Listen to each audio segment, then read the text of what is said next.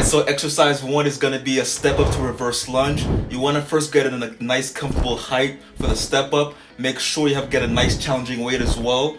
And also keep the weight at your side at all times. So let's just say you're starting with the right foot.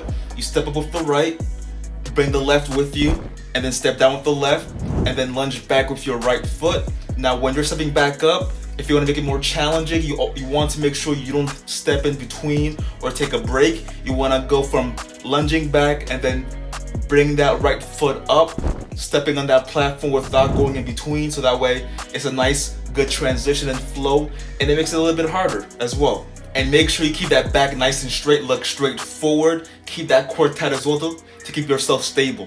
Now as you can see, I'm using a bench to do this exercise. Now I'm just trying to get creative because my gym doesn't have steps handy, so I just decided to use the bench. But if you have actual steps, whether you're at home or in the gym, use that. Just make sure the platform is stable. Now if you're starting with your left foot first, step up with the left, bring the right next, step down with the right, lunge back with the left, and then transition to stepping up with the left again. Next we have some cable adductions for the inner thigh. Before you start doing this exercise, you want to make sure you keep your core tight. Hold on to that railing as much as possible to keep yourself stable. You want to make sure you keep that working leg and standing leg straight at all times.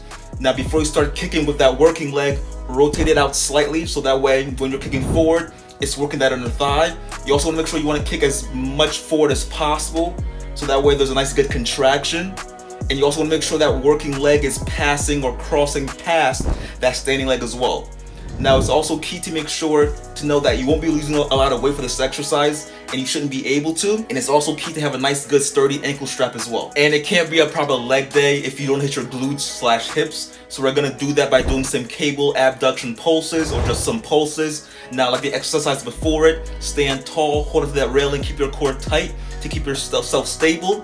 You want to make sure that working leg and standing leg is straight at all times.